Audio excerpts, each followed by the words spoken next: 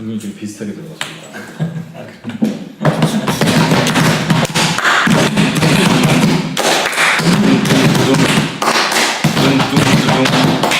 빠라다. 이게 멜로디 할 거야. 빠바. 진짜가.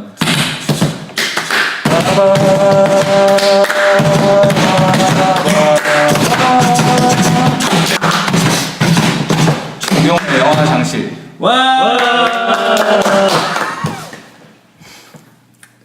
반갑습니다. 김경호의 영화 장실 김경호입니다. 오늘 두 번째 시간입니다. 오늘도 여전히 네 분 모셨습니다. 아니 한 분. 뭐 저번 시간에 다른 송영이 추가됐어요 오늘. 자 먼저 간단하게 인사만. 김경호부터. 인사는 저번에 이미 했고요. 오늘 네. 2주 만에 새로 보니까 한번. 반갑습니다. 궁형입니다. 오늘 저희 송영 와가지고 기대되네요. 다음 고구마 형. 안녕하세요, 고구마입니다. 그리고 김영. 안녕하세요, 김영입니다. 그리고 저번 주에 저희가 얘기를 잠깐 드렸었는데 개인적인 사정으로 못 왔다가 이번 주부터 다시 같이 하게 된 송영 모셨습니다. 네, 안녕하세요. 송영입니다. 신난다. 박수 치지 말자 이거. 방송 치지 말고. 인사만 하고 넘어가야 돼. 빨리 하고 넘어가. 귀 아플 것 반갑습니다. 이번 주도 영화 얘기를 한번 해보겠습니다. 이번 주에 할 얘기는 오늘 할 얘기는 2015년 한국에서 개봉한 여름 영화들에 대해서 얘기해볼까 합니다. 어떻게 생각하십니까? 좀 이상한 것 같은데. 좋죠. 한국에서 개봉한 여름 영화라고 하니까 좋죠. 여름 영화 같아가지고. 다시 하죠 좀. 오늘 얘기할 주제는 2015년 개봉한 여름 영화에 대해서 한번 얘기해볼까 합니다. 똑같은 거잖아. 뭐라고 해야 되지? 죄송해요. 가만히 있을게. 아니 어디가 마음에 안 드는 건데? 아니 여름 영화 나 처음에 듣기에 괜히 토달라고 하는 게 아니라 너무 여름에 개봉한 영화 이거가 아니라 여름 영화 개봉한 것들 막 여름 영화 이런 여름을 그런 소재로 한 느낌이라고 영화? 들려가지고 여름에 개봉한이라고 할까 그러면? 아니 그냥 관용구로 쓰는 표현이야. 아 그렇긴 한데 이제 그런데 저는 제 입장에서는 네, 끊고. 여름 영화 하는 거 되게 좋은 것 같아요. 여름 네. 영화 다 많이 보셨나요? 이번에 여름 영화라기보다는 여름에 개봉했던 영화들. 그 지금 오늘이 이제 9월로 넘어왔는데 그렇죠. 재밌는 영화들 많이 있었잖아요. 저는 웬만한 영화는 다 본 것 같아요. 딱 제일 사람들이 많이 본 영화 한 편만 못 봤고 한 편이 뭐죠? 암살을 아직 못 봤습니다. 저는 이번에 이거 특집 한다 그래가지고 제일 먼저 암살 가서 봤는데 아니 지금 진양이가 너무 하조구 씨 팬이라 가지고 암살만 보신 거죠? 암살 거의 암살만 두 번이나 본다고. 사는 게 많이 너무 보고 싶어요. 바쁘신가 봐요, 많이. 자 요새 열심히 살고 있습니다. 김영은 다 영화계를 보셨나요? 떠나 저는 협녀를 못 봤고요. 아직 비포라고 하는 것 중에 협녀를 못 봤는데 뭐 비포가 뭔가요? 작년부터 그런 표현들 많이 쓰기 시작했는데 원래 이제 그렇죠. 작년에 그 뭐냐 여름에 네. 막 해적, 해무, 분도, 명량 이렇게. 다 알면서 물어본 건가 봐요? 빅포가 뭔지. 아니 비포가 작년 건 알아요. 근데 올해 건 모르겠어요. 아까 두 분이 합 맞추신 것 같은데 김영 설명해 주세요. 계획대로 잘 된 건가요? 김영 설명해 아니 주세요. 진짜 모르겠어요. 비포가 뭐지? 일단 전통적으로 여름 시즌이 제일 빅 시즌이잖아요. 그렇죠. 영화판에서는. 근데 다른 미국 같은 경우는 아예 그게 딱 정해져 있고 블록버스터 시즌으로. 근데 한국 영화들은 지금처럼 판이 커진 지가 얼마 안 됐으니까 딱 여름을 노리고 들어가는 영화들이 확립이 되게 몇 년 안 됐는데 이제 지금은 이제 한국 영화들이 훨씬 외국 영화보다 잘 되잖아요. 한국에서는. 그러다 보니까 메이저 배급사들 4개를 기준으로 보통 빅4라고 명명을 하는 게 작년부터 좀 있었던 것 같아요. 이제 4개 배급사라고 하면은 CJ가 있을 거고 롯데 그리고 뉴 그리고 쇼박스가 있죠. 네, 그렇게 네 군데에서 각각 이제 그 여름 시즌에 주상품으로 내놓는 게 작품들이 4개가 되다 보니까 작년에 이제 방금 전에 말씀하셨던 명량, 해적, 해무, 분도 이렇게 4편이 있었고 올해는 그거였죠. CJ가 베테랑, 암살이 쇼박스가 암살, 그리고 롯데가 협녀가 있었고 그리고 뉴에서는 뷰티 인사이드가 있었는데 작년보다는 조금 이렇게 스케일감이 작아진 느낌이 그렇죠. 있지만 어쨌든 4편이 이렇게 있었습니다. 저는 비포란 말이 원래 있는 말이 모르고 그냥 작년만 그런 건 줄 알았어요. 왜냐면 그때 뭐 제작비 많이 든 대작들이 동시에 4개가 개봉하는 시즌이라. 사실 그 말이 맞을 거예요. 근데 이제 올해는 작년을 이어받아서 그렇게 표현을 하는 건데. 네. 그래서 사실은 헐리우드에서도 그렇고 국내에서는 2010년도부터 많이 쓴 용어인데 찾아보니까 텐트폴 무비라는 얘기를 많이 하더라고요. 텐트폴이라고 하면 보통 우리가 텐트를 칠 때 제일 중요한 게 그 막대기를 박아두는 거잖아요, 하나씩. 근데 이제 배급사나 그런 쪽에서는 봤을 때 여름 영화에 아무래도 관객들이 많이 몰리다 보니까 제작비를 많이 투여를 하고 거기서 본전 이상으로 많이 뽑아둬야지 상대적으로 비수기인 뭐 3, 4월 달에 조금 망하는 영화들이나 아니면 조금밖에 제작비를 회수를 못하는 애들을 만회할 수 있는 거죠. 그러니까 그 국내 영화사들 입장에서는 굉장히 중요한 시즌이고 그 빅4가 그렇기 때문에 요게 어떻게 판가름이 나는가에 따라서 1년 농사를 제대로 짓느냐 안 짓느냐가 보일 수 있는 거죠. 여름에 그 원래 좀 그 흥행이 잘 되는 이유가 뭐 휴가 있고 이래서 그런가요? 방학이랑 그런 것 때문에 좀 그런 거죠. 네, 아무래도 저도 뭐 기사를 바탕으로 이야기를 하자면 휴가 같은 게 많이 있고 일단 기본적으로 학생들 방학이 있으면 관객 수가 많이 드는 게 있고 3월이나 4월이 상대적으로 비수기인 거는 아이들 우리 어린 친구들이 개학을 하기 때문에 공부에 열중을 하는 거죠. 보통 제가 알기로는 과거에는 추석 연절 시즌이 가장 핫한 그 관객이 많이 드는 시즌으로 알고 있었는데 요즘에 작년부터부터는 그 여름 오히려 7, 8월에 더 맞아요. 원래 그런 얘기 들으면 추석 특수 막 이런 얘기 들었던 거 같아요. 같아요. 근데 제가 갑자기 질문이 왔는데 아까 김영 얘기하실 때 뭐 헐리우드에는 원래 그런 게 있었다고 하더라고요.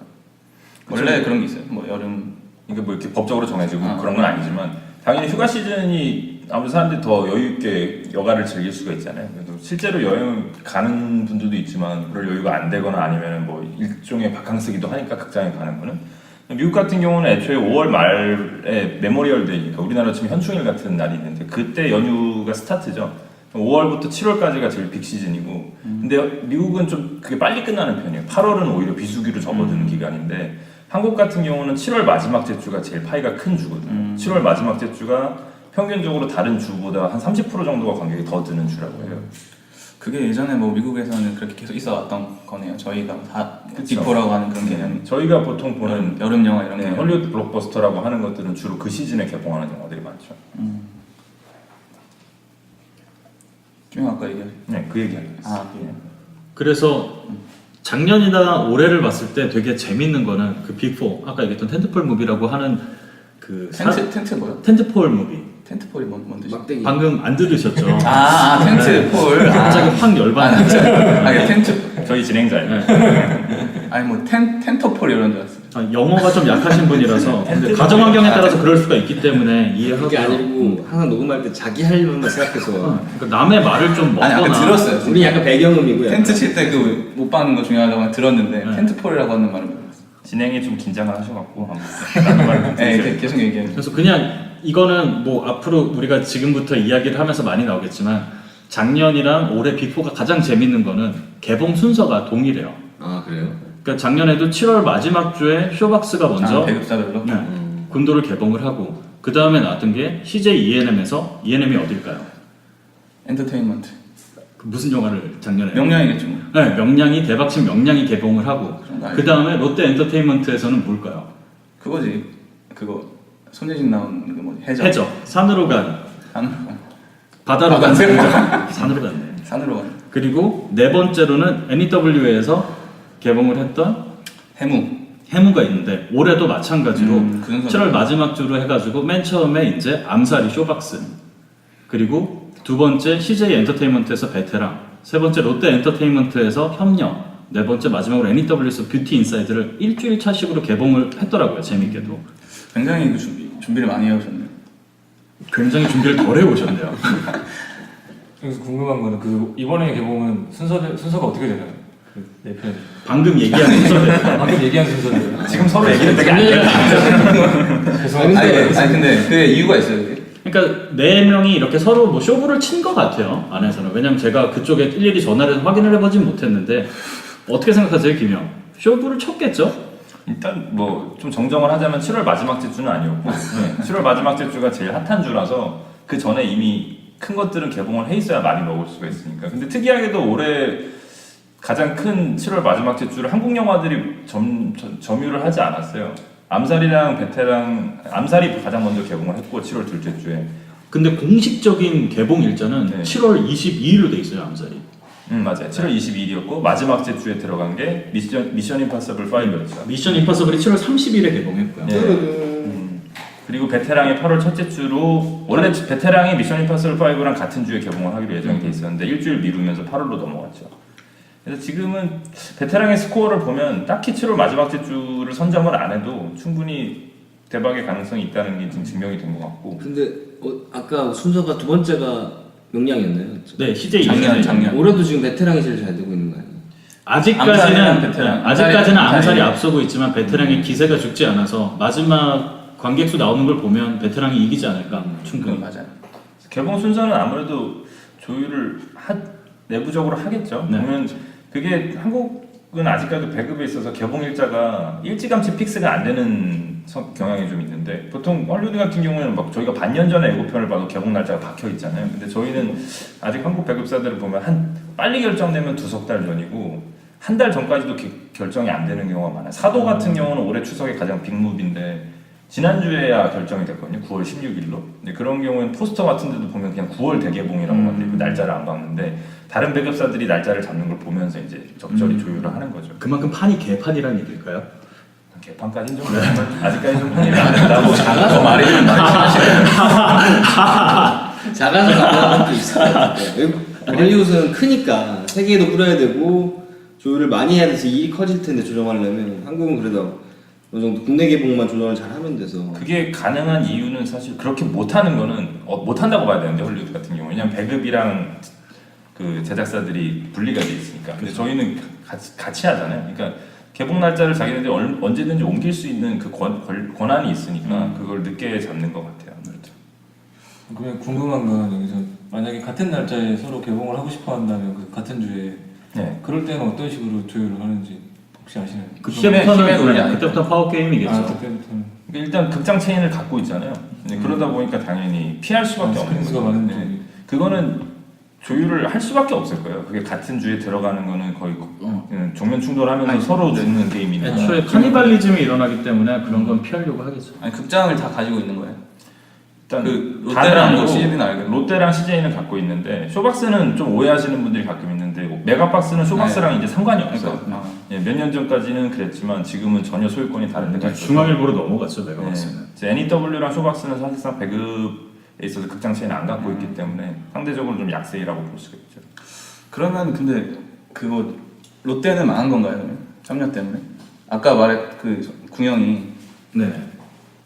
여름에 바싹 벌어놔야 뭐 나중에 비수기 때 좀 채울 수 있다고. 일단 롯데의 협력 같은 경우에는 이 네 가지 영화 중에서 가장 먼저 극장에서 내렸죠. 그렇기 때문에 맞아요, 내렸어요. 특히나 올해 롯데가 굉장히 안 좋아요. 경성학교도 손익분기 못 채우고 그리고 그 전에 개봉했던 굉장히 야한 간신도 손익분기 못 그것도 채워가지고 그거를 왁구를 좀 땜빵을 했어야 되는데 물론 미션 임파서블이 어느 정도 좀 그걸 해주긴 했는데 터미네이터도 예상했던 것보다는 좀 적게 든 게 있고 그렇죠, 그렇죠. 그런 식으로 돼가지고 롯데는 올해 망했죠.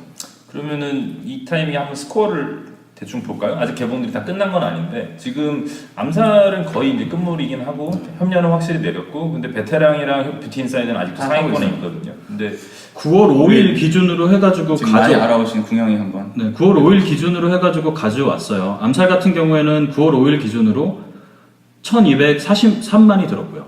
그리고 베테랑 1165만, 협력 42만 9천, 끝. 뷰티 인사이드 171만 5천, 그리고 미션 임파서블은 611만 들었고요. 은근히 선전을 요번에 애니메이션들이 했잖아요. 그냥 이건 다른 얘기긴 하지만 얘네들은 배급사나 수입사가 어차피 유니버셜이랑 월트디즈니에서 하는 건데 미니언즈 같은 경우에는 260만 그리고 인사이드 아웃 495만 찍고 아 인사이드 아웃 그렇게 많이 들었어요. 인사이드 아웃은 올해 대박이죠. 인사이드 아웃은 상당히 인상적인 게 원래 픽사가 전통적으로 한국에서 되게 약체인데 원래는 드림웍스가 전통적으로 강세죠. 근데 지금까지 아마 픽사 영화 중에서 제일 잘 됐던 게 토이스토리 3가 그것도 200만이 안 됐을 거예요. 네, 세계적인 브랜드 네이밍에 비하면 한국에서는 되게 안 되는 편인데 이번에 인사이드 아웃이 엄청난 스코어를 올렸죠. 500만 가까운. 픽사가 배급사인가요? 픽사는 제작사. 제작사. 네. 애니메이션 스튜디오라고 보시면 돼요. 협녀는 말도 안 되게 진짜. 그러니까 좀 궁금한 게 협녀는 왜 근데 그렇게 빨리 내린 거예요? 아무리 그래도 입소문 타고 하면은 그냥 두면은 좀 더 보지 않을까요? 일단 사실은 그냥 이거는 제 개인적인 생각인데 롯데계 짓이 있었고요. 약간 병신짓이라고 생각을 해요. 사실 까놓고 얘기해서. 이전에 김영이랑 이거 관련해서 얘기한 적이 있었는데 이거는 김영의 의견이 맞다고 생각을 했는데 김영이 그때 얘기를 했던 게 어차피 협녀 같은 경우는 창고에 지금 쌓아두고 있는 거긴 했지만 조금 더 뒤로 밀어두고 미션 임파서블에 좀 힘을 더 실어주고 스크린 같은 데다가 그래서 미션 임파서블로 쫙 뽑고 추석 시즌에는 기본적으로 사극이 대세기 때문에 놨으면은 아무리 못해도 150만 이상 200만까지는 했을 거라고 생각이 들어요. 그런데 지금 어영부영하게 하다가 개 병신짓을 한 거죠. 맞아요. 그 제가 생각해도 좀 개봉 시점이 뜬금없는 것 같아요. 약간 협녀. 그래서 롯데가 얼마나 개짓을 했냐면은 상반기 영화 그 관객 점유율을 보면은 5위가 롯데거든요. 근데 그 중에 4위가 CGV 아트하우스예요. 네. 그러니까 뭐 완전히 바보 같은 짓을 한 거예요. 아트 예술 영화 하는 그런 네. 거잖아요. 그러니까 CJ ENM이 물론 당연히 1위가 되고 그리고 2위가 쇼박스고 3위가 NEW, 4위가 CGV 아트하우스 그리고 5위가 롯데 엔터테인먼트인데 이거 완전히 그냥 바보 짓을 한 거죠. 폭망. 근데도 불구하고 롯데가 계속 이런 폭망 짓을 하는 이유 중에 하나는 영업이익률은 그러니까 CGV를 넘어요. 그러니까 얘네가 팝콘을 잘 팔아요. 진짜. 팝콘을 잘 팔아. 맛있더라고요. 잘 만들어. 그러니까. 그러니까 타워진 거 되게 맛있더라고요. 그래서 송영이랑 전에 그거 뭐 볼 때였죠? 팝콘을 한번 먹었었는데 미션 2 보러 갔을 때. 아 맞죠. 미션 임파서블 2. 이건 롯데에서 했던 이벤트 중에 재밌는 게 그게 있었죠. 미션 임파서블 5 개봉 기념으로 1, 2, 3, 4를 재상영을 했었는데 그것도 무료로 했었죠. 근데 그 이제 플래그십으로 지금 새로 한 데가 잠실 그 롯데타워점이잖아요. 거기 슈퍼 지플렉스 월드타워. 예, 월드타워.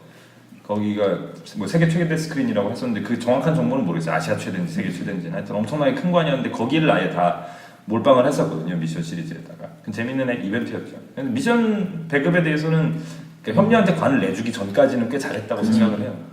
그러니까 요번에 그 파라마운트를 가지고 오면서 네. 미션 임파서블 2랑 터미네이터까지 가지고 온 거잖아요. 그렇죠. 어떻게 보면 원래는 CGV 쪽에서 CJ 엔터테인먼트 쪽에서 이거를 하려고 했는데 제가 알기로는 베테랑은 조금 더 뒤로 밀려 있었고 원래는 히말라야라는 어마어마한 프로젝트가 있어서 그 친구를 빅4 중에 하나를 밀어넣거나 아니면은 외화로 해가지고 하려고 물론 이거는 팩트상의 차이가 있을 수는 있어요. 저도 다 받아들이는 거는 기사를 통해서니까. 근데 베테랑은 어떻게 보면 그냥 되게 라이트하거든요. 기본적으로 60억 제작비밖에 안 든 상황에서 들어온 건데 대박을 쳐주고 협녀는 완전히 말리고 있고 롯데 엔터테인먼트에 그냥 삽질이죠. 계속해서. 맞아요. 원래 이번에 빅4의 좀 특이점은 작년 빅4는 애초부터 여름 시즌을 노리고 제작을 했던 영화들인데 올해 빅4 중에서는 사실 뷰티 인사이드는 빅4라고 하기에는 그냥 배급사 때문에 들어간 느낌이 좀 있지만 암살을 제외하면 원래 여름 시즌을 노리고 제작했던 영화들이 아니죠. 원래 베테랑 같은 경우는 사실 비수기에 풀기 위해서 되게 중저예산으로 물론 대작 기준으로 봤을 때 중저예산으로 제작된 작품이었고 근데 워낙 시사 반응이 좋았고 다른 거 배급 스케줄이랑 이제 조정이 되면서 여름으로 바꾼 거였고 협녀는 원래 작년 크리스마스였죠. 아까 이제 창고에 쌓여있던 표현을 썼는데 원래 제작이 완료가 된 건 되게 예전이에요. 작년에 이미 완료가 된 상태였는데 이제 다들 아시는 그 사건이 터지면서 이제 언제 개봉을 하나를 조율을 하다가 되게 은근슬쩍 이제 여름 시즌 한복판에 밀어넣는데 이게 완전히 패착이었죠. 그러니까 딱 그런 거 느낌. 은근슬쩍 나온 느낌. 맞아요. 근데 저는 김영이 말씀하신 거가 진짜 맞다고 생각을 하는 게 작년 빅4를 보면 제작비가 차이가 별로 안 나요.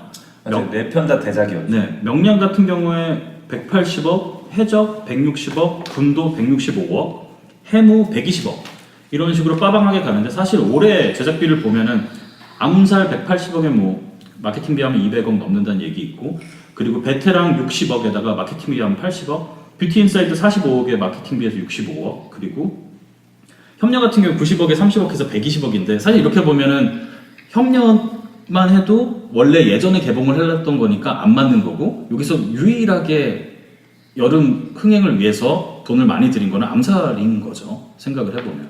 그러네요. 사실 그 작년 빅4처럼 그런 느낌 날 거는 암살밖에 없는 것 같아요. 그리고 작년은 사실 해무를 제외하면 뭐 군도가 실망스러운 성적을 거두긴 했는데 그 BEP는 넘겼으니까 전반적으로 자기 장사는 잘 했다고 볼 수 있어요. 근데 올해는 이제 협녀가 이 정도의 폭탄이 될 줄은 아무도 몰랐죠. 뷰티 인사이드도 BEP는 넘겼으니까 나머지 세 작품은 그래도 장사를 어느 정도 했는데 사실 협녀의 스코어는 이건 빅4라고 부르기가 작년에 해무가 그렇게 안 됐다고 해도 100만 원 훨씬 넘겼는데 협녀는 정말 심각하죠. 그래서 협녀 같은 경우에는 굿다운로드로 풀려가지고 이제 사람들 댓글이 달리고 있는데 특히 뭐 네이버 같은 데서는 협녀가 아니고 협녀다. 혐오스럽다. 뭐 그런 식의 얘기도 있고. 극혐. 김혐. 개봉하기 전에 농담으로는 그런 얘기도 있었죠. 협박역이라는 점.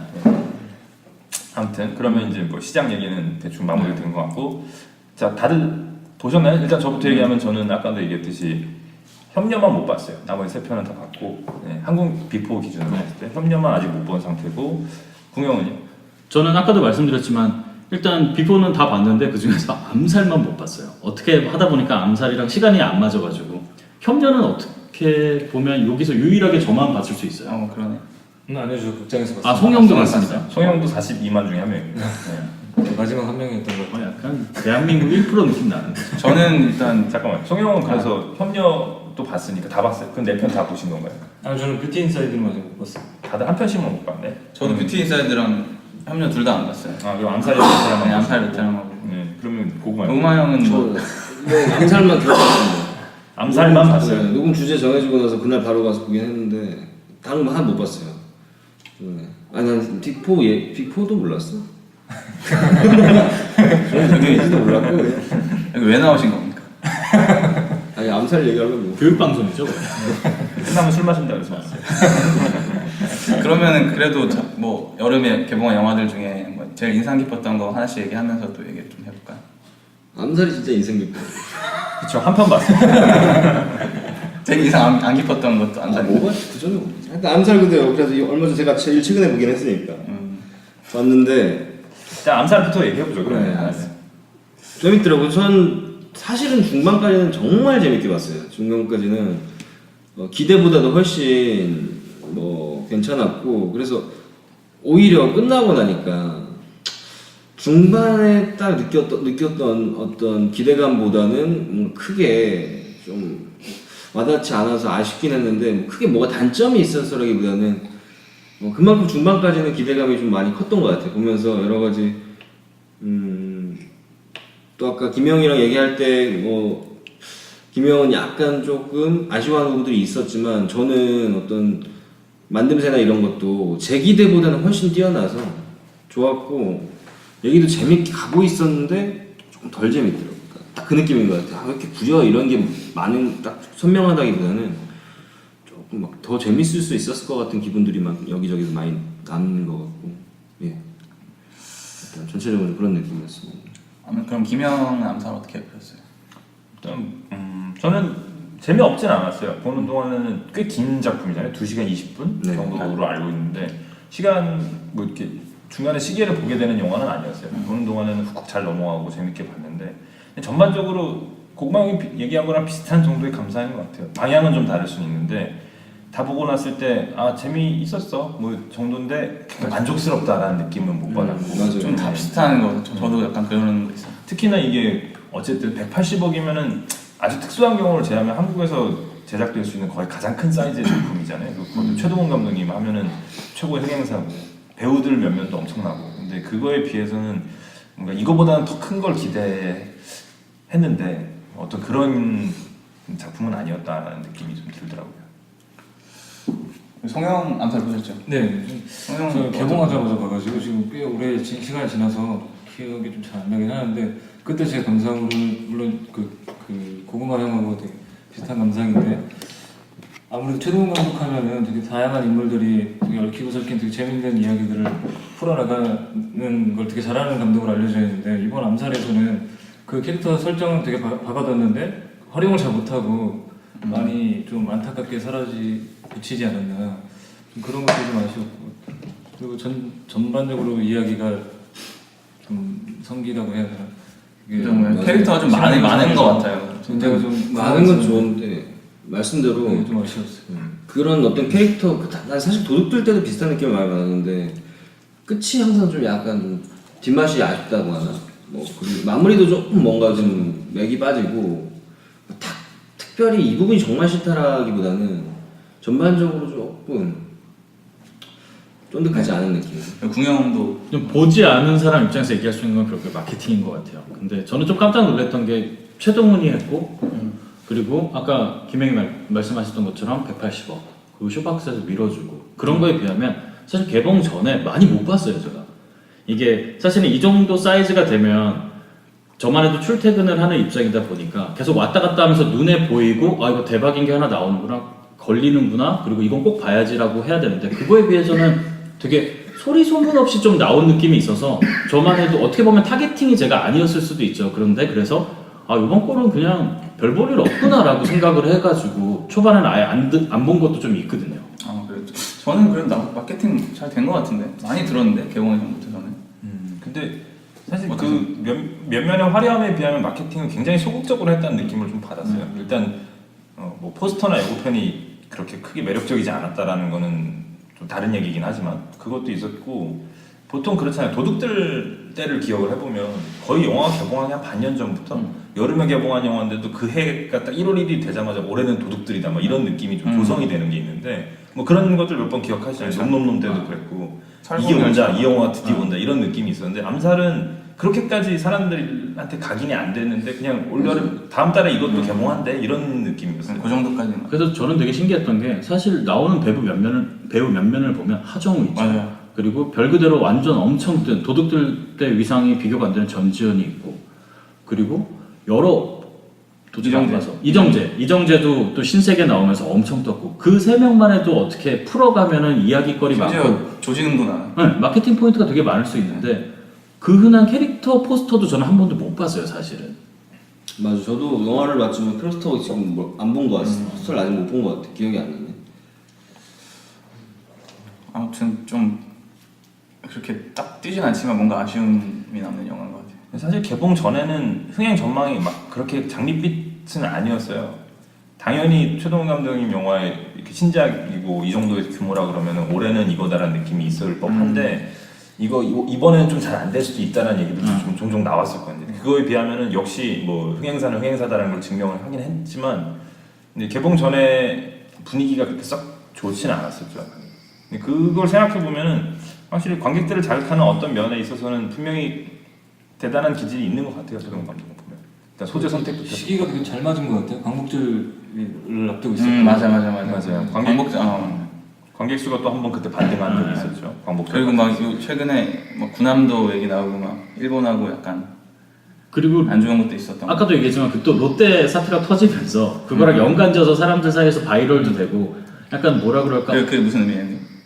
뭐 롯데 그러니까 사태랑 뭐 나중에는 그 루머인 걸로 밝혀졌지만 그 암살 내에 나오는 어떤 친일파가 있는데 롯데가의 그 회장님의 와이프랑 성이 같다는 걸로 근데 그게 다 루머로 밝혀졌어요. 근데 이게 그런 것 같아요. 마케팅을 하거나 사람들이 많이 들어오는 거는 입에서 얼마나 언급이 되느냐가 중요한데 애초에는 언급이 많이 안 됐는데 개봉하고 나서 이 영화가 언급될 만한 사건들이나 이슈가 되게 많았어요. 그 영화의 제일 자극적인 부분 제가 그냥 피부로 느끼기에 주변에서 하정우인 것 같아요. 너무 좋아하더라고요 여자들이. 네. 하정우 진짜 좋다. 경호 씨도 많이 좋았어요. 정말 좋아하더라고요. 사람들이. 저는 그렇게까지 몰랐는데 그냥 그 생각했어요. 그 마지막 부분에 멋있다 이렇게 했는데 뭐 그 여자들 뭐 얘기 나눠보면은 많이 보통 못 나누잖아요. 그래서 몇 명 만나가지고 인터넷 얘기 나오면 하정우부터 나오더라고요. 진짜 진짜 멋있다고 하정우. 거의 끝판왕이라고 진짜 멋있는 거예요. 그 정도로. 나는 개인적으로 저는 사실 그 전에도 하정우 씨가 더 멋있게 나온 부분들이 더 많았던 거 이번에는 좀 그렇게 좀 약간 그렇게 멋있나 싶. 그러니까 저도 그런데 그 남자들이 이해 못하는 포인트가 있는 것 같아요. 여자들이. 약간 어설픈 느낌도 들고. 안 봐서 모르겠어요. 근데 그 부분은 모르겠어요. 저도 추측이니까 저도 뭐 성별이 여자가 아니니까. 근데 제일 전형적으로 멋있게 나온 캐릭터긴 하죠. 하정우 씨가 지금 필모 중에서. 그렇죠. 뭐 하정우 막 황해 막 이상한 먹방하고 맨날 막. 보면은 굉장히 디테일이 강한 배우고 매력적인 캐릭터들 많이 맡긴 했는데 그냥 정말 말 그대로 이번엔 거의 슈퍼히어로급이잖아요. 사실 보면 뭐 진짜 하정우 캐릭터를 되게 못 살린 것 같기도 한데 오히려 다른 포인트로 여자들의 마음을 잡아버리는. 가만히 생각을 해보니까 그렇게 꽤 긴 필모를 지금 갖고 있는 배우인데도 이렇게 작정하고 멋있는 남주를 맡았던 거는 거의 처음이었던 것 같기도 해요. 그러니까 암살의 좀 재밌는 점이라면 그 시대를 배경으로 한 작품이 지금까지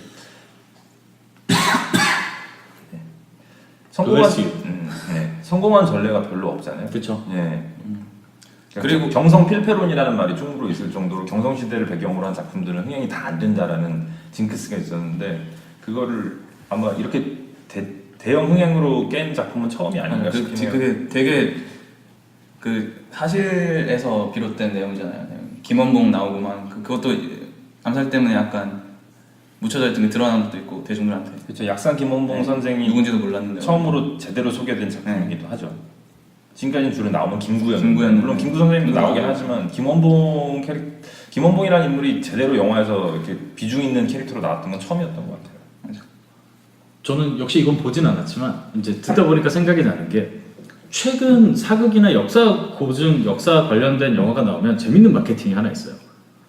그 온라인 강의에 역사 선생님이 유명하신 분이 계세요. 설민석 씨. 네, 설민석 선생님 계신데 꼭 그분이 나와가지고 앞에 그거를 해주는데 그거 생각보다 재미있더라고요. 왜냐하면 몇번 봤습니다. 네. 그러니까 그러니까 유튜브에 있나요? 네, 유튜브 말고 여기저기 네이버 이제. 같은 데 치거나 그럼 보통 우리가 예고편이 나오잖아요.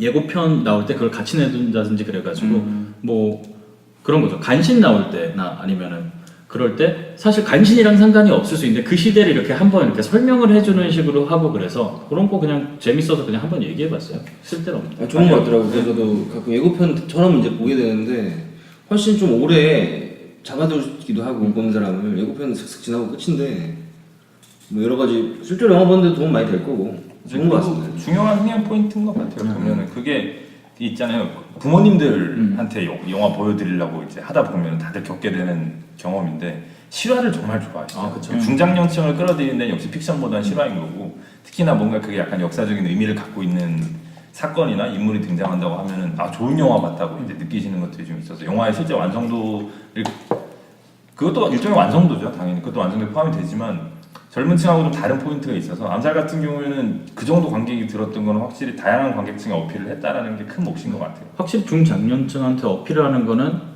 그 요즘 조금 된 용어이기는 에듀테인먼트라고 얘기를 하죠. 그러니까 엔터테인먼트도 되는데 이게 에듀케이션의 요소가 있으면은 조금 더 같이 보러 가거나 그러면서 약간 붐업이 되는 건 확실히 있는 것 같아요. 암살이 등급이 몇 등급이죠? 그 관람가? A 뿔뿔 15세 15세인가? 마블링이 좋아요. 뭔 소리야? 일단 봐야죠. 그 원래 아까는 그게 뭐 인상 깊었던 영화 얘기하려고 했는데 그냥 차근차근 하나씩 다 해볼까요? 그냥? 네. 베테랑 그다음 해보고. 베테랑은 지금 흥행 추이로 보면 암살을 넘을 가능성이 좀 높아 보이죠. 뭐 얼마 정도 가야 될 것 같습니까? 예상하시면. 사도가 관건인데 이제 한국은 스크린 수가 미국처럼 엄청 많지가 않다 보니까 대작이 하나 개봉하면 관이 쑥 빠져요. 아 이게 많은 게 아니에요 이게? 그리고 그러니까 관객 수 관수가 어떻게 돼요?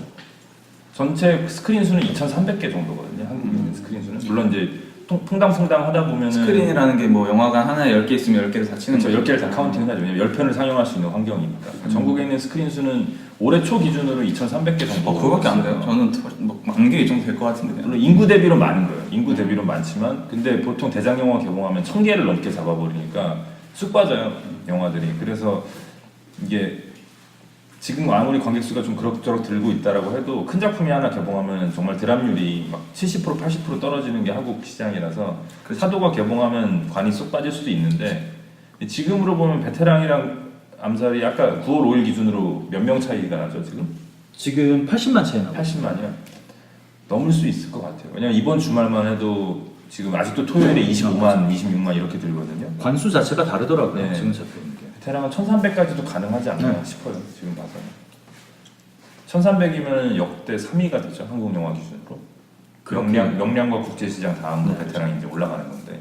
뭐 대단한 도둑들 바로 위가 되는 건가요? 그렇죠. 도둑들 바로 위죠. 예. 대단한 괴물도 그 정도 되죠. 아 괴물이 있는데 괴물이 좀 그게 달라요. 영진이 집계랑 통합전산망 집계랑 조금 다른데 영진이 집계로 하면은 1,300만이 넘어서 그럼 4위가 되겠네요. 베테랑이 3위가 될 수도 있고 1,350만을 넘어가면 근데 그런 거 보면 괴물이 진짜 대단한 것 같아요. 그렇게 집계도 되기 전이라고 하면 어쨌든 제일 오래된 영화인데 지금 막 요즘에 천만 막 얘기하는 것 중에 천만 중에서 제일 오래된 영화는 실미도죠. 그렇죠. 실미도 그런 기준으로 하면 실미도가 정말 네, 대단하죠. 시대 부정을 하면은 진짜 시대보정 서편제도 나오고 난리 나는 거죠. 사실 그런 면에서 치면 정말 최고는 친구죠, 친구. 친구. 왜냐면 그 제작비도 안 들었잖아요. 이 중에서 유일한 18세 영화죠. 영화기도 하고 18세고 심지어 지금처럼 멀티플렉스에 있기도 전인데 네. 700만을 넘었으니까. 그렇죠. 800만이었나요? 800만 일 거예요. 800만. 800만 넘네. 놀라운 영화죠. 그러다 보니 듣다 보니까 그렇게 좀 성적 좋은 영화 지금 언급된 것 중에는 괴물 말고는 다 약간 괴물도 어떻게 그럴 수 있나? 어떻게든 다 약간 역사나 실제 실화에 약간 걸치고 있는 부분이 다 있네요. 명량도 꼭 그렇지는 않은 국제 것 시장 그렇고 아니, 방금 언급된 영화들. 도둑들만 빼고는 그렇다고 봐야죠. 왜냐면 거의. 7번 방의 선물 같은 것도 아마 천만 7번 넘었는데 그렇고 약간 좀 다른 그래서 지금 내가 생각 못했네요. 제가. 해운대도 있고. 근데 어쨌든 비율로 봤을 때 그런 작품들이 강세긴 하죠. 기본적으로 중장년층 관객들이 들어와야지 천만이 넘는데 그렇죠. 대려기가 그게 훨씬 유리하죠. 10대부터 30대만 갖고는 천만이 절대 나올 수가 없으니까. 그런 면에서 봤을 때 되게 재밌는 영화 중에 하나가 올해 개봉했던 어벤져스 2. 분명히 중장년층은 안 들어왔을 영화인데 천만이 훌쩍 넘어버렸죠. 진짜 순수 젊은 애들로만 천만. 젊은 사람들은 그냥 다 봤다라고 봐야 될 것 같아요. 베테랑 얘기하고 있었죠. 네, 베테랑은 베테랑은 몇 관람 거죠? 몇 세? 아마 올해 비슷한 비슷하지 정도 않으셨죠? 15세였던 네, 15세 정도. 그건 좀 약간 잔인하기도 한데. 그 보통 자기가 잔인함을 느끼는 정도가 다르기 때문에 좀 다를 수는 있을 것 같은데 베테랑 같은 경우에는 저는 굉장히 아쉬운 점도 있지만 재밌게 봤던 게 유머가 괜찮았어요. 저는 근래에 나왔던 한국 영화들 중에서 보면서 연출이 마음 먹고 한 유머를 보면서 같이 웃었던 경험에서 가장 그냥 유쾌했던 경험을 했던 것 같아요. 포인트가 어떤 게 있을까요? 그냥 생각이 지금 안 나가지고. 그러니까 약간 그런 거죠. 이게 스포일은 되지, 스포일이 될 수가 있지만 그래서 얘기를 안 할게요. 뭐 힌트를 좀 드리자면 이제 카메오 같은 것도 활용이 굉장히 재밌는 면이 있고 네, 다들 아실 거예요. 보신 분들은 어떤 카메오를 얘기하는지. 그리고 오달수 씨가 재밌게 하는 포인트가 많은데 오달수는 확실히 오달수다 그런 느낌을 가지게 하죠. 맞아요. 오달수 씨가 올해 베테랑을 기점으로 암살까지 네. 천만 영화 2편을 또 내놓으면서 네, 그쵸. 천만 영화를 7번째 내놓은 배우가 됐습니다. 그러면서 최근에 예전에는 모텔 가이드로 유명했던 한 그 앱 서비스에도 나오면서 하는데 잘 하시더라고요 역시. 한국 흥행 스코어로만 보자면 최고의 배우죠. 아 그렇죠. 베테랑은 그런 면인 것 같아요. 암살은 아까 관객층의 다양성 측면에서 흥행작들이 갖춰야 될 면모를 갖췄다면 베테랑은 그런 느낌이에요. 상업 영화 역시 유쾌하고 좀 즐거워야 된다라는 거. 되게 무겁지가 않잖아요. 어떻게 보면 무거울 수 있는 소재인데 시종일관 되게 가벼운 톤으로 밝게 끌고 나가는 게 어떤 흥행의 힘이 아니었나 싶어요. 그리고 유아인이 워낙 연기를 잘하는 것도 있는 것 같아요. 뭐 그렇게 볼 수도 있을 것 같고 아까 김영희 말씀하셨던 대로 저는 딱 그거 같아요. 선악이 구분이 확실해야지 여름 되게 액션이나 흥행 영화로 하기가 쉬운데 선악에 대해서 뭐 한 번도 이렇게 흔들리지 않게 짜놔가지고 확실히 사람들이 그냥 감정이입을 한다기보다는 그냥 때려 부수고 저 새끼 나쁜 새끼 약간 이런 식으로 쉽게 그 기사로 본 건데 그게 베테랑이 처음에 유아인 역할이 이승훈 감독이 딱 정했는데 그걸 아무도 안 하려고 했대요. 30대 40대 원래 40대인가 배우가 그랬는데 다 캐스팅이 안 돼가지고 막 어떻게 고민하고 있는데 그래서 좀 줄였대요. 그 악함을 줄여가지고 막 하려고 했는데 그 막 하려고 하다가 유아인을 무슨 영화제에서 만나가지고 그걸 보여줬는데 자기가 하겠다고 하면서 이게 왜 이렇게 약하냐 악이 더 악하게 더 세게 하자. 더 세게 하는 게 나을 것 같은데 그런 식으로 했대요. 그러니까 원래 했던 것보다 좀 악을 줄여놨는데 그 악이 다시 원상 유지가 됐다는 얘기죠. 유아인으로 하면서 이렇게 좀 그래서 왜냐면 얘기를 딱 하는데 이거 좀 더 줄인 게 이거라고 그래서 예전에 뭐 파이브를 쓰고 그랬나 막 그 생각을 했거든요. 근데 이거 영화 얘기하면 안 된다고 해서 하면 안 되나? 약간 중간에 저는 인상 깊었던 장면이 있어. 하지 마요. 스포일이요? 네, 하지 마요. 스포 뭐 대단한 장면 아닌데 그냥 조그만 장면인데 하지 마요. 해도 될 것 같은데. 그냥 뭐 듣지 말라고 하면 되잖아. 이거 안 하고 네. 시작하면 너무 잘리지. 이거를 뭐 안 하면서도 얘기할 스포가 수 있는- 정말 싫은 사람은 안 들으시면 되고 잠깐 한 1분 정도. 네, 일단 좀 이렇게 두루뭉술하게 한번 얘기해 보세요. 아니 그 유아인 정우민이 유아인을 찾아가는 장면이 있는데 네. 네, 거기서 그 되게 긴장되는 장면이잖아요. 거기서 뭐 제트월인가 아니면 그 펜인가? 펜 같은 걸 이렇게 유아인이 잡는 장면이 있어요. 이렇게 정인하고 얘기하면서 네. 그때 되게 막 살떨리더라고요 저는. 그게 연출을 잘한 건지 모르겠는데 내가 그렇게 느꼈으니까. 그게 유아인 뭐 애드립인지 모르겠는데 펜을 이렇게 잡고 이렇게 길쭉한 펜을 말하는데 그걸로 어떻게 뭘 할 것 같은 느낌? 막 엄청 그때 긴장 많이 했고. 맞아요. 긴장되는 장면이었어요. 그게 별거 아닌 장면인데 그냥 탁탁지했던 펜을 이렇게 싹 잡는데 이렇게 돌리면서 얘기하는데 그때 엄청 긴장돼요. 재밌게 보셨군요. 네. 송영은 어땠어요, 베테랑? 글쎄요, 그러니까 말씀하신 대로 되게 가볍고 유쾌하고 그런 거는 사실 상업적으로 되게 좋은 설정인 것 같은데 이게 영화 전반적인 내용은 좀 마무리가 좋지 않았다. 그 정도로 얘기할 수 있을 것 같아요.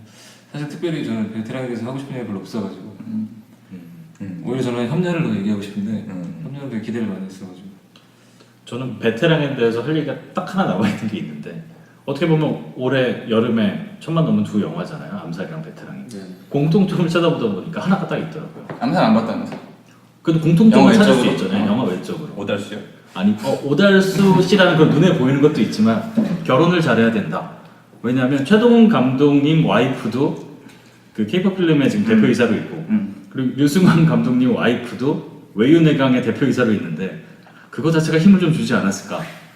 왜냐면 그걸 이해해주는 와이프가 있다는 게 결혼을 아니, 잘해야 제작사 된다. 대표이사 하신가요? 그냥 제작사 대표이사로 두 분 다 계시더라고요. 그런 공통점이 또 있네요. 하여튼 베테랑은 그런 느낌이었어요. 어쨌든 올해 여름에 진정한 승자라고 볼 수 있죠. 암살도 물론 엄청나게 흥행했지만 제작비 대비나 또 관객들의 만족도, 암살은 조금 호불호가 갈리는 느낌. 베테랑은 거의 만장일치의 좋은 평가를 받고 있으니까 진짜 이번엔 장사 제대로 한 영화긴 한데 류승환 감독의 첫 번째 천만 영화라는 의미도 있죠. 그쵸. 지금까지 그 어쨌든 베를린, 한국에서 굉장히 이제 이름값으로는 수익권에 드는 감독님들 중에 한 명인데 지금까지 천만을 아직까지 한 번도 못 했었죠. 네, 드디어 이제 대형 흥행을 한번 했다는 그런 점이 있고 부당거래랑 어떻게 보면 되게 쌍둥이 같은 영화잖아요. 분위기나 톤은 되게 완전히 다르지만 그럴 수 있죠. 예, 캐스팅부터도 굉장히 공통점이 많고 특히 몇몇 캐릭터들은 거의 구도도 똑같아요. 그 천호진 씨가 상사로 나오고 그 밑에 이제 황정민 씨가 있고 이런 구도도 굉장히 유사점이 많고 유해진 씨가 나오는 것도 그렇고 거의 그 구성을 그대로 가져가면서 영화의 톤만 완전히 반대편으로 옮긴 건데 부당거래는 사실 영화의 호평에 비해서는 흥행이 그렇게 잘 된 편은 아니었잖아요. 그렇죠. 한 200에서 300만 들었던 네, 200만 대 것 같아요. 중반 정도였던 걸로 기억하는데 이제 이번에 완전히 어떤 공식을 찾았다라고 봐야 되나? 그래서 사실은 저도 그 부분이 되게 이번에 재밌었던 게 베를린이 흥행을 잘했잖아요. 700만이 베를린이 얼마나 했죠? 700만 700만 넘었나? 정도 했죠. 그런데 사실은 베를린에서는 저는 이전에 류승환 감독이 보였던 장점을 많이 못 봤거든요. 그래서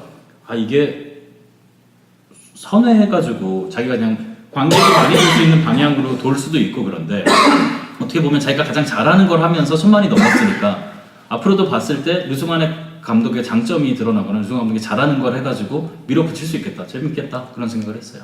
네, 그럼 일단 두 편 얘기를 해봤으니까 잠깐만 쉬었다가 나머지 두 편 얘기를 해보죠. 하겠습니다. 연일은 기침 좀 마저 하고.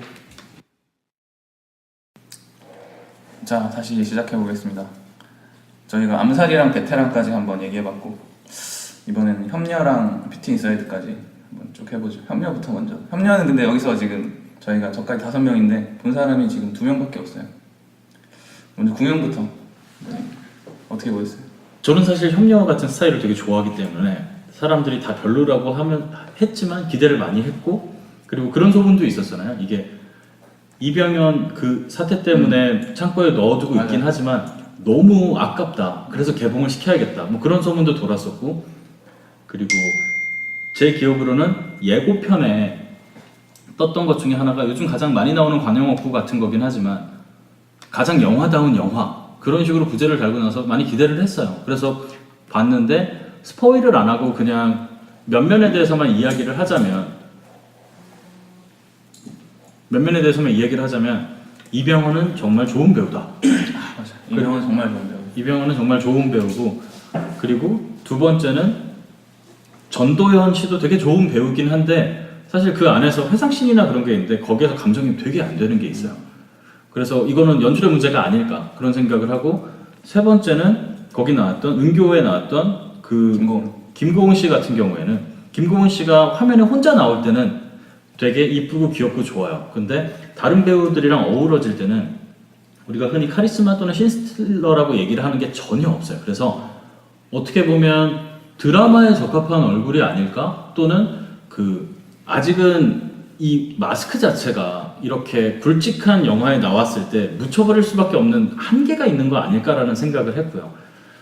그래서 중간중간에 보면 CG도 그렇고 좀 날린 티가 많이 나요. 근데 마지막 순간에 감정이 어떻게 보면 어거지로 만들었는데 거기서 좀 감정이 나는 게 앞을 다 용서하고라도 그건 오롯이 이병헌의 힘이었어요. 제가 봤을 때는.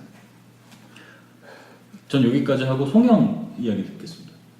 저 같은 경우에는 김고은 씨가 저는 굉장히 잘된 캐스팅이라고 생각을 했었는데 그게 이제 궁영이 말씀하신 대로 홀로 나왔을 때 되게 휘어잡는 게 있는데 다른 배우들 이병헌 씨나 전도연 씨나 같이 있을 때 묻히는 게 좀 있어요. 근데 그게 아직은 이제 이미 제작 시기도 과거 한참 전이었고 그때 이제 막 영화를 시작할 때니까 연기가 아직 무르익지 않아서 좀 그게 합이 맞지 않지 않았나 그런 생각이 좀 들었었고 일단 협녀는 저는 되게 호기심 있게 봤는데 그게 일단 제가 무협 영화를 되게 관심 있게 보기도 하고 그리고 한국에서는 무협 영화 특히 자주 나오는 영화가 아니기 때문에 흔한 영화가 아니어서 되게 주의 깊게 보는 편이거든요. 근데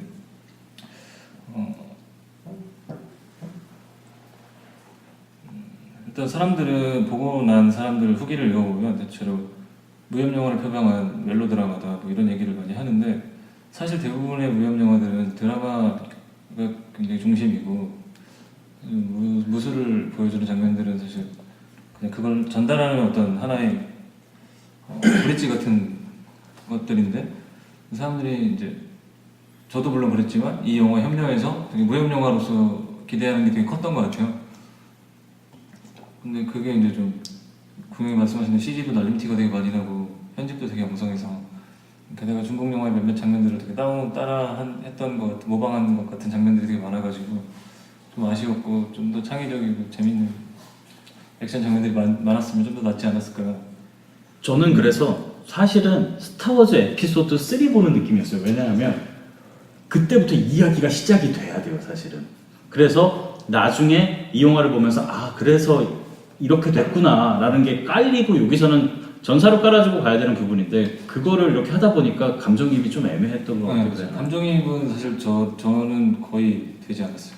스타워즈 에피소드 3라는 게 그러면은 그 전 이야기를 좀 해주고 해야 된단 말인가요? 그러니까 보시면 스타워즈 얘기를 그냥 간단히 되게 빨리 하면은 다들 아시겠지만 다스베이더 나오고 그러는데 다스베이더가 왜 이렇게 됐을까가 궁금하잖아요. 그 일종의 원래 존재하지 않지만 있어야 되는 이야기의 프리퀄처럼 네, 보이는 맞아요. 영화라는 얘기인가요? 그러니까 병성학교가 우리가 흔히 얘기하는 그런 프리퀄 같다고 프리퀄처럼 얘기하듯이 보이는 영화라고요? 보인다기보다는 그렇게 그 기능을 했어야 되는 영화인 거예요. 대충 엔딩이 예상은 됩니다. 근데 협녀 궁금했던 게 본편 안 봐서 협녀라는 제목이 어떤 의미가 있나요? 왜냐면 이게 되게 유명한 작품이잖아요. 호금전 감독의 협녀가 있는데 물론 한국 영화들의 되게 고질적인 문제가 제목을 그대로 갖다 쓰는 내용은 거의 연관이 없는 네, 거죠. 내용은 연관이 없다고 보시면 돼요. 호금전 협녀는 지금 시대에 다시 만들기엔 내용이 좀 그렇죠. 근데 그럼 협녀라는 제목의 뜻이 영화 내에서 어떻게 해석이 좀 되나요? 그냥 제 입장에서만 보면은 검을 다루는 여자이기 때문에 협녀 약간 이런 느낌 그리고 무협녀인가요? 네, 약간 그렇고 약간 거기서 그 협객들의 그런 얘기들이 있고 그 사람이 왜 그렇게 될 수밖에 없었는지를 풀어가서 얘가 그렇게 협녀 그런 느낌이었어요. 성명은 어떠셨어요? 이런 거였어요.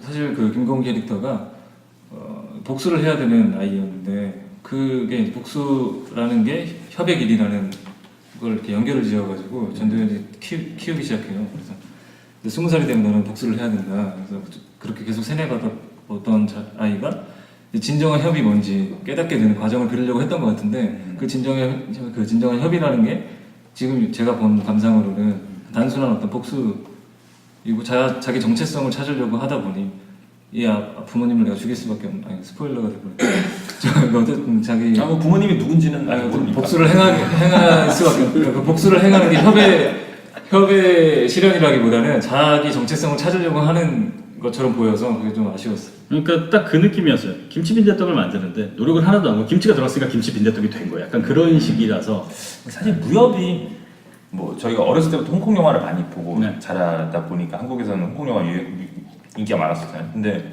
막상 우리가 슈퍼히어로 영화를 좋아한다고 해서 한국 배우들이 그걸 한다고 사람들이 볼 것 같지는 않은 거랑 비슷한 느낌인데 경공술이 나오죠. 물론 나오죠. 예고편만 봤을 때는 가능한 좀 자제를 한 느낌이었는데 현실적인 물리법칙을 지키면서 검술을 하는 게 전혀 아닌 느낌이 좀 있었어요. 날아다니면서 하는 느낌이. 저 와우 장면 정도라고 생각하시면 네. 그래서 오프닝에서 가장 슬픈 순간이 존재하는데 보통 우리가 경공술을 보여주려면 이게 조금 가다가 보여주는데 갑자기 슈퍼점프 이런 느낌이 있어가지고 행커에서 장면처럼 그래서 발 보여주고 점프는 거.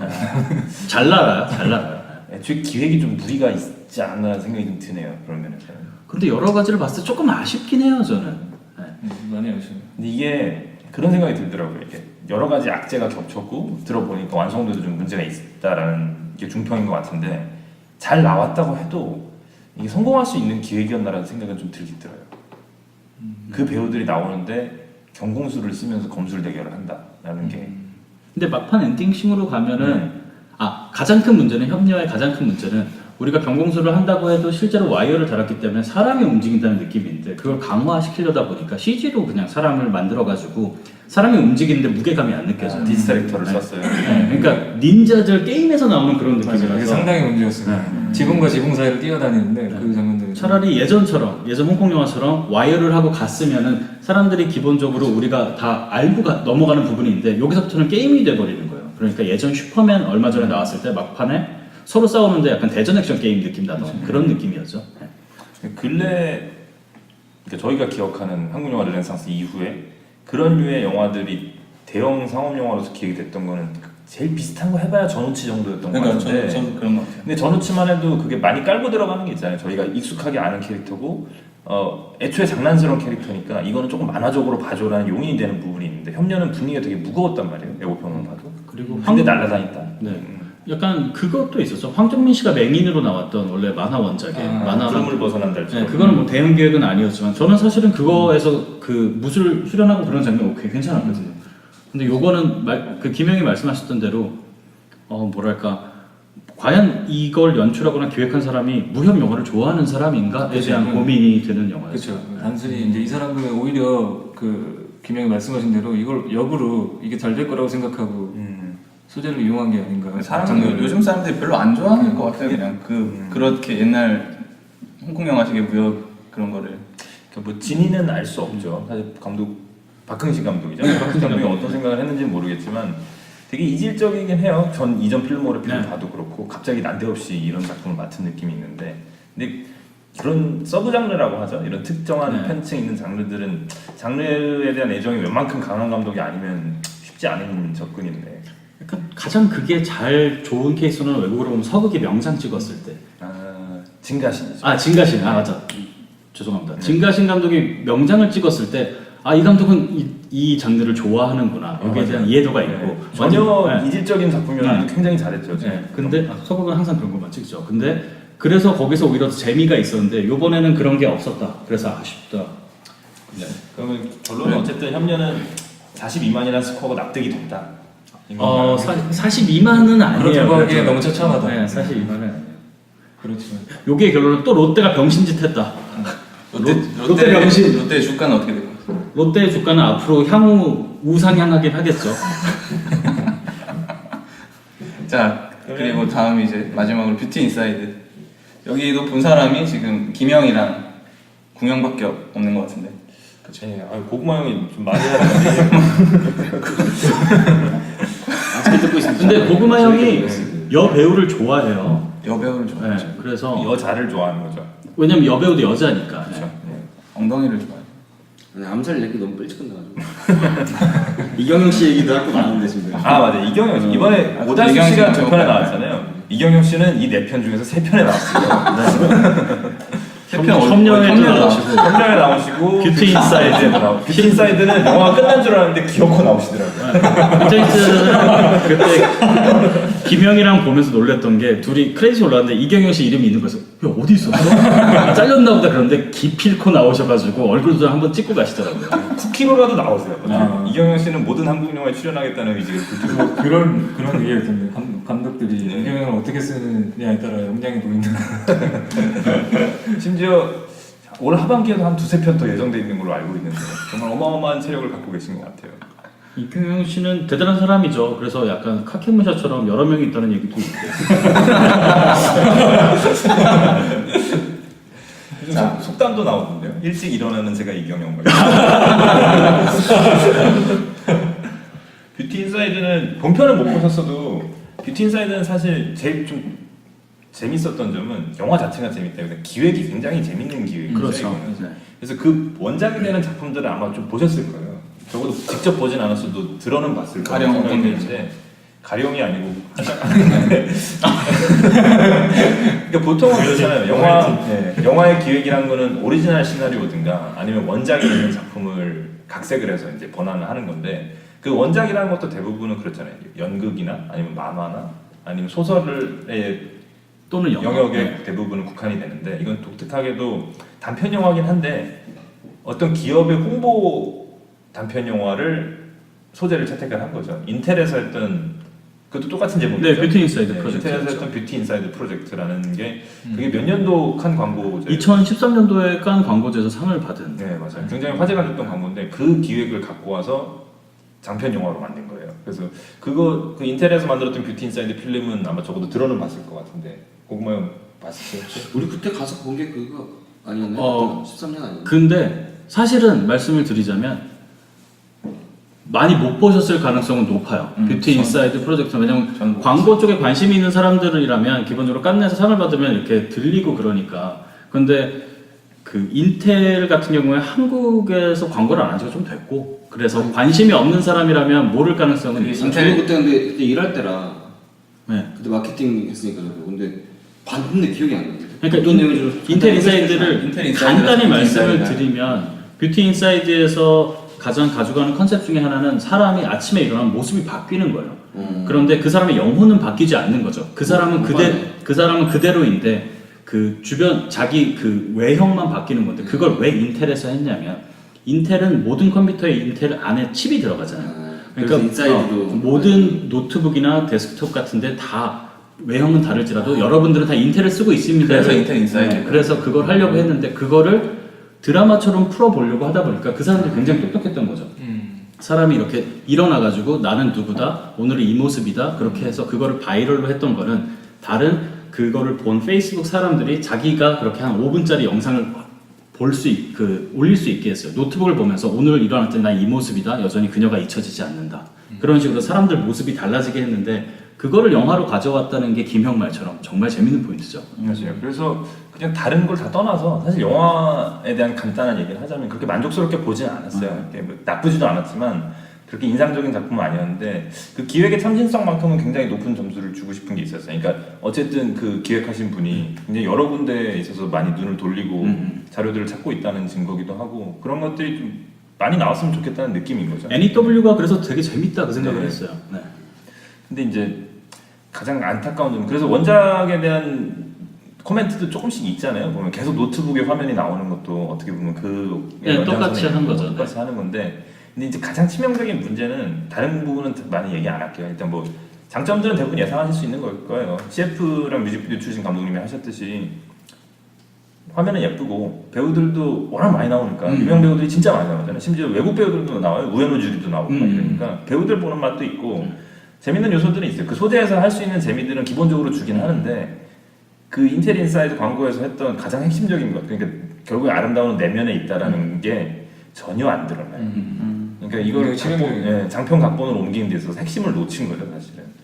그러니까 이런 경우에 아이디어로 승부를 내게 하려면은 세계관이나 그런 거는 좀 라이트하게 가져갈 필요가 있어요. 왜냐면 이 아이디어 자체가 말이 안 되잖아요, 사실은. 아침에 일어났는데 다른 사람으로 완전히 변해 있으니까 얼굴이 늙었다가 그냥 젊어지는 게 아니고 완전 타인이 되면 기본적으로 판타지 설정 가져가는 거면 모두가 거기에 오케이를 했으면 현실적인 거를 덜 끌어와도 돼요.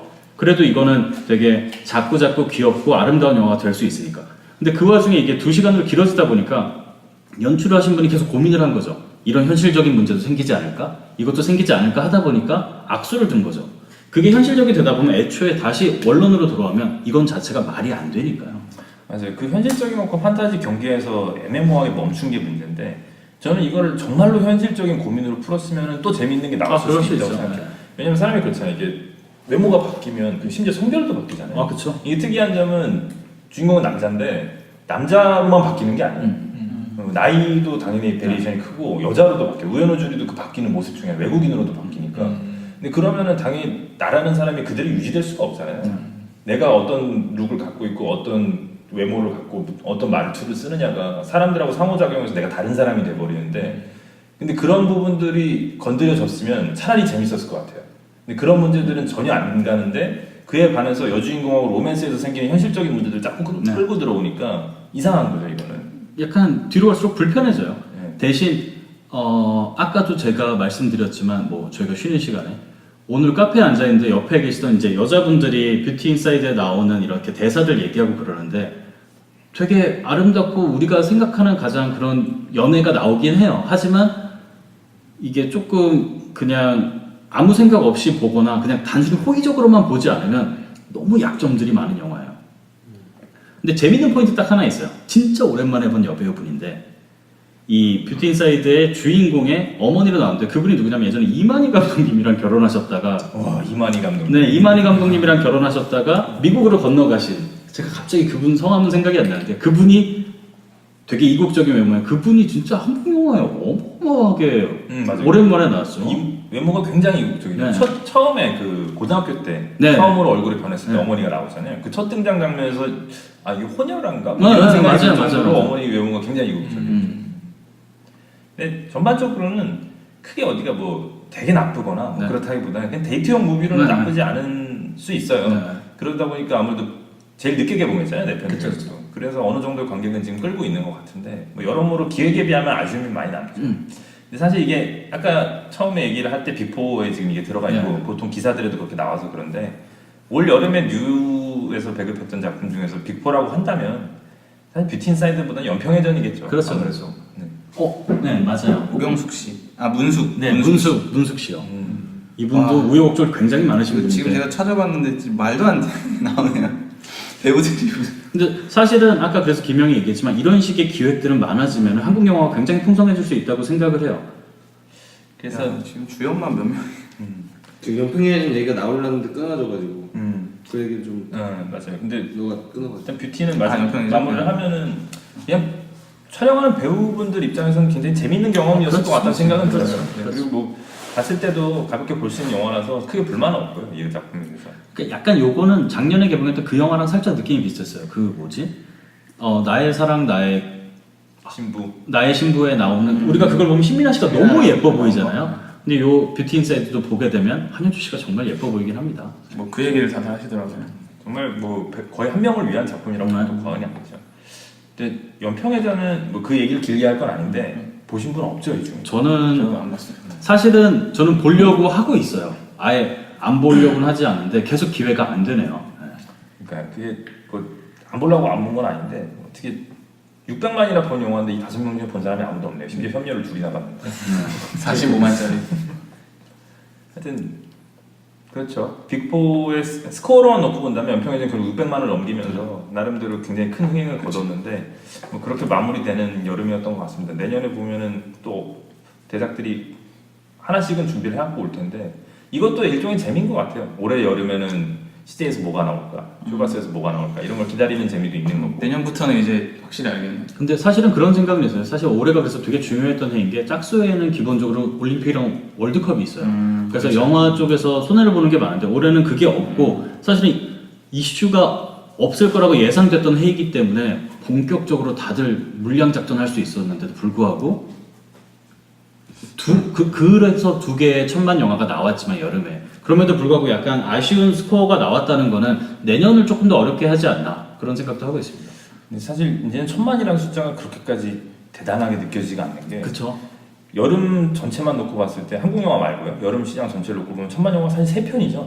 어벤져스 2가 그쵸, 천만을 어벤져스 돌파를 2. 했었으니까 이제는 1년에 천만 영화가 두세 편이 나오는 게 그렇게 이상한 풍경이 아닌 거죠. 어벤져스 2는 다들 보셨나요? 외화 얘기를 잠깐 해보면 어벤져스 2 같은 경우에는 딱 그런 거였어요.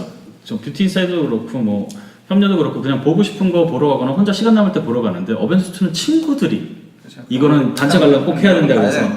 네. 남들이 일단 보여주는 보신 분 있는지 먼저 확인부터. 어벤져스 2는 좀 봤어요. 저도 봤어요. 저도 봤어요. 고구마 형. 고구마 형은 못 봤죠. 예. 네, 저 그때 그러면은 봤습니다. 네. 어벤져스 2는 어제 영화에 대한 얘기를 뭐 딱히 네. 할 건 없으니까 고구마 형은 그러면 또 뭐 봤어요? 올해 여름에? 터미네이터 어제 보다가 굿 다운로드 하다가 다운로딩 중에 멈춘 거예요. 아 로딩 제 머릿속으로 다운로드하고 있어요. 미션 임파서블 5도 못 봤어요. 저 머릿속 많이 못 봐가지고 분노- 분노 못 봤고 분노- 분노일 좀 봤습니다. 분노의 7. 아 그거 못 봤어. 분노의 도로 매드맥스. 매드맥스 분노의 아, 도로 매드맥스. 매드맥스가 그죠. 있어요. 마지막으로 본 매드맥스. 거는 매드맥스였어요. 예. 아 맞아요. 올해 매드맥스. 매드맥스 얘기 해야지. 맞아. 그러니까 일단 스코어만 정리하면 사실 제일 외화 중에서 큰 거는 어벤져스 2가 천만을 천만을 넘었고 넘었죠. 네. 근데 기대치에 비해서는 좀 못했죠. 네. 천만 턱걸이 했으니까. 그렇죠, 그렇죠. 처음에 막 진짜 명량 깨는 거 아니야 막 이런 얘기로 개봉했던 것 같은데. 어벤져스 2는 정말 어마어마하게 스크린 수 가지고 가버렸어요. 무시무시한 기록을 갖고 있죠. 아까 초반에 말씀드렸다시피 스크린 수가 2,300개인데 어벤져스 2가 첫 주에 1,700개를 잡았어요. 말도 안 되는 급이죠 사실. 그건 배급사가 어디예요? 어벤져스 같은 경우에는 그 아예 그냥 해외 직배인가요? 해외에서 직배를 한 걸로 알고 있어요. 네. 마블은 디즈니 디즈니는 직배를 네, 하죠. 디즈니 직배. 마블은 이제 디즈니 거니까. 네. 그리고 미션 임파서블 5 미션 임파서블 전통적으로 한국에서 강자죠. 아 그렇죠. 네. 통형. 일본과 한국에서는 굉장히 강한 사람이니까. 근데 전작보다는 조금 떨어졌어요. 고스트 그렇죠. 프로토콜 4편이 네. 700만을 했었는데 이번에는 600만 조금 넘기면서 마무리를 했습니다. 협력 아니었으면 아마 가지 않았을까. 롯데 병신. 그리고 뭐 그다음에 분노의 질주 7이나 또 뭐 매드맥스 터미네이터 이런 터미네이터. 것들은 300만 넘으면서 그냥 주라기 월드. 주라기 월드가 주라기 있었어요. 월드가 주라기 월드가 있었어요. 맞아요. 월드와이드 센세이션은 사실 네, 주라기 주라기 월드였는데 올해의 생선. 한국에서는 뭐 그냥 500만 좀 넘기면서 또 다들 상식적인 수준에서 마무리된 것 같아요. 네. 크게 망한 것도 없고 적당히 딱 볼 만큼 본 것 같은데 약간 의외의 작품이 매드맥스가 있었죠. 그렇죠. 네. 네. 매드맥스는 한국에서는 사실상 인지도가 전혀 없는 작품이라고 봐도 과언이 아닌데 그렇죠. 대중적인 관계. 저도 솔직히 말하면 저는 처음 알았어요. 이번. 심지어 3편이 이번이 네 번째 작품이잖아요. 3편이 85년작이에요. 네. 30년 전 작품. 나온 지 정말 오랜만에 찍었는데 그 감독님이 네. 다시 기어코 찍으신. 그 감독이 그대로 찍은. 네, 그 감독님이고 심지어 배우도 원래 멜 깁슨이 주연이에요. 네. 멜 깁슨이 하차하고 토마디라는 네. 토마디가 또 한국에서 이렇게 인지도 높은 배우도 아니고. 그렇죠. 왜냐면 또 베인만 해도 얼굴 계속 가리고 있었고. 네. 근데 매드맥스가 400만을 하면서 네. 상당히 인상적인 스코어를 남겼죠. 진짜 재밌긴 거의 했는데 토명이네. 진짜 재밌긴 했는데 문제는 뭐냐면 아무도 예상하지 않고 기대하지 않고 이 영화를 좋아하는 사람들은 나만 좋아할 거라고 생각했는데 모두가 좋아하는 네, 그런 맞아요. 결과가 나왔죠. 그리고 특히 가족 관객이 못 드는 영화, 중장년층이 안 보는 영화, 여성 관객들이 그렇게까지 좋아하지 않을 영화라는 보통 흥행 상업 영화에서 가질 수 있는 악재는 다 가진 영화인데 상당히 인상적인 스코어였어요. 심지어 샤를리즈 테론이 삭발을 하고 나왔으니까 그쵸. 급발도 못 받는 거고 포스터만 봤을 땐 도무지 여자가 나오긴 네. 하는 건가 싶은 그런 영화. 비구니 같은 느낌이었어요. 그래요. 그런 개인적인 취향을 아니, 여자 관객들이 되게 반응이 꽤 좋더라고요. 맞아요. 정말 싫어할 것 같은데. 네. 맞아요. 막 와이프랑 같이 갔어요? 저 같이 갔죠. 네. 뭐라 그랬어요? 아 그 친구도 되게 좋아했지만 주변에 들리는 느낌들도 생각보다 그리고 영화 내용 자체도 사실 분위기는 저래가지고 이제 뭐 그렇게 느껴질 수 있는데 여자들 역할이나 이런 것들도 굉장히 중요하고 맞아요. 뭐 여러 가지로 좀 통쾌함도 많이 느끼는 거 오히려 약간 맞아요. 막상 영화를 보면은 거의 여성 중심 영화죠. 네. 되게 신기한 작품이에요. 근데 되게 재밌는 게 여자 관객들이 그래서 다들 안 좋아할 거라고 생각을 했는데 생각보다 여자분들 사이에서 호불호가 확실히 갈린 작품이긴 해요. 맞아요. 좋아하시는 분들은 진짜 좋아하고 안 좋아하시는 분들은 안 좋아하고. 근데 그러니까 김혜민이가 정말 좋아. 해미 스타일. 좋아할 것 같아요. 정말 좋아. 저는 인생 영화 같은. 저는 원래 매드맥스 아예 몰랐는데 김영이 그렇게 추천해가지고 전 3번 봤어요. 도대체 어떤 영화일까 궁금해서 본 것도 있어요. 근데 그거 딱 보니까 보고 나니까 진짜 그런 체력 달리는 느낌? 보고 나왔는데 그리고 제가 심야로 봤는데 보고 나왔는데 심장이 막 벌렁벌렁하고 땀이 나고 막 맞아. 체력이 고구마랑도 딸려. 비슷한 얘기 했던 것 같아요. 네, 좋게 좋아서 좀 이렇게 뭐랄까 쉴 틈 없이 쭉 달리다 네. 보니까 좀 버겁다는 느낌 사실 있었어요. 저는 이제 또 취향의 문제도 있긴 하지만, 그러니까 정말 재밌게는 봤는데 조금 막 숨 쉴 틈을 안 줘버려서 폭주기 관찰에서 그냥 앉아있기만 했는데 그 맛일 수도 있을 것 같아. 좋아하는 사람들한테는 그게 맛이죠. 네, 저는 또 제일 좋아했던 건 그거죠. 자기 취향 버리지 않고 끝까지 밀고 붙이면 언젠가는 사람들이 좋아해 준다는 그런 거예요. 물론 이전 매드맥스가 망했다는 얘기는 아니지만 이렇게 진짜 아까 김영 얘기대로 20년, 30년이 지나가지고 돌아왔는데 갑자기 사람들이 너무나 좋아하고 이전 거 못 봤던 사람들이 이전 거 찾아볼 수도 있고. 그 이번 시리즈가 흥행을 많이 했나요? 외국에서? 나쁘진 않았는데 그러니까 애초에 한국 네 말씀하세요. 네, 그렇게 대형행을 할 수 있는 소재는 아니긴 하죠. 근데 그리고 제작비를 상당히 많이 소요한 작품이라서 근데 속편을 찍을 수 있을 정도의 흥행은 충분히 했어요. 근데 아쉽게도 이 영화는 중국 개봉을 못하는 바람에 왜요? 큰 파일을 왜 입었죠. 못해? 중국은 일단 기본적으로 아나키즘을 싫어합니다. 심의에 걸려요. 그래서 불가 판정은 안 그건 받았는데 아직까지 심의가 안 났대요. 사실 지금 거의 그렇잖아요. 중국 시장이 너무 커지면서 월드와이드에서 중국이 차지하는 비중이 거의 30% 40%인데 그 파일을 잃어버린 거죠. 근데 이 정도가 되면 이미 중국 분들 다 보신 거죠. 다운받으신 맞을 거예요. 따오반이 워낙 유명한 동네이기도 하고. 네. 네, 하여튼 이거는 굉장히 팬들을 양성하는 영화였던 것 같아요. 저만 해도 3번 봤고 송영 같은 경우에는 저도 진짜 한 번 더 보려고 아침에 어디를 김영하고 갈까 4DX를 노리다가 결국 못 봤는데 저도 혼자 보고 되게 재밌었어요. 그리고 같이 좀 봐요. 어저께도 매드맥스 2를 또 오랜만에 찾아서 보고. 그래서 올해 외화는 제일 인상적인 건 딴 것들은 뭐 당연히 들만큼 드는 영화들이고 주라기 월드 500만 넘긴 거 당연하고 터미네이터 300만 넘긴 거 당연한데 인사이드 아웃 아까 처음에 얘기했던 네. 인사이드 아웃하고 매드맥스 스코어가 제일 인상적이었어요. 그러니까 외화는 적어도 뭐 한국 영화도 비슷하겠지만 한국 관객들은 입소문을 굉장히 잘 타는 관객들인 것 같아요. 보면 크게 처음에 관심이 없던 그게 작품들도 제일 큰 것 같아요. 네. 그리고 재밌다는 입소문이 나면은 꾸준히 들면서 스코어가 상당히 많이 쌓이더라고요. 그리고 인사이드 아웃이나 매드맥스를 보면 일단 30대 그리고 40대 힘이 좀 크다는 느낌을 받게 되는 영화죠. 그러니까 인사이드 아웃 아까 말씀하셨죠. 어린애들 상대로 하는 게 아니고 인사이드 아웃은 계속 얘기가 나왔던 게 가족들끼리 봐야 된다. 아니면 중장년층이 봐도 재밌다. 그런 식의 얘기가 많이 나왔기 때문에 그 티켓 파워를 다시 한번 느끼게 됐던 영화인 것 같기도 해요. 자, 그러면은 빨리 말씀하세요. 뭐 네, 뭐 대충 이제 올여름 영화들은 할 얘기는 많이 했던 것 같아요. 뭐 그 외에도 많은 작품들이 있었지만 그렇죠. 뭐. 사실 이런 얘기를 할 때 제일 슬픈 건 큰 영화들 사이에서 작은 영화들이 꾸준히 있었는데 그렇죠. 다들 잊혀지는 게 제일 아쉽긴 하죠. 한편으로는 이 와중에 뭐 무서운 집이죠. 무서운 집도 있었고 무서운 집은 저번 주에 되게 비중 있게 다뤘죠. 1편에 되게 비중 있게 다뤘습니다. 맞아요. 외화들도 뭐 사실 다양성 영화들도 꾸준히 좋은 작품들을 개봉했는데 이제 이런 테마로 얘기하다 보면 많이 좀 논의가 안 되는 것도 있지만 뭐 그런 것도 나중에 시간을 잡아서 한번 해보고. 네, 사실 지금도 네. 찔끔찔끔이지만 계속해서 틀어지는 영화들이 있고 우리가 흔히 얘기하는 다양성 영화라고도 표현하기도 하고 그러는데 작은 한국 영화들도 많고 그런데 그 부분 한번 짚는 코너가 필요할 것 같아요. 맞아요. 한국 영화들 여름에 개봉한 게 비포만 있는 건 아니니까 아, 그쵸. 다양성 영화를 떠나서 상업 영화인데도 상업 불구하고 영화들 그렇죠. 네. 심지어 이런 데서 다뤄지지 않는 작품들도 정열이 누나. 또 이제 하반기 때도 또 많이 나올 거 아니에요. 외화도 있고 우리나라 것도 그쵸. 대작들 많이 나올 거죠. 헐리우드는 올해는 여름보다도 겨울 라인업이 정말 살인적이에요. 어마어마하죠. 그것도 조만간 우리가 방송으로 한번 해야죠. 네, 이번 겨울에 나올 영화들에 대해서 한번 프리뷰를 한번 해보는 시간도. 좋네요. 좋습니다. 알겠습니다. 일단 여기까지 하고 일단 2화 방송 마무리하는 걸로 하겠습니다. 오늘 다들 수고하셨습니다. 재밌었어요. 감사합니다. 감사합니다. 다음 시간에 뵙겠습니다. 감사합니다.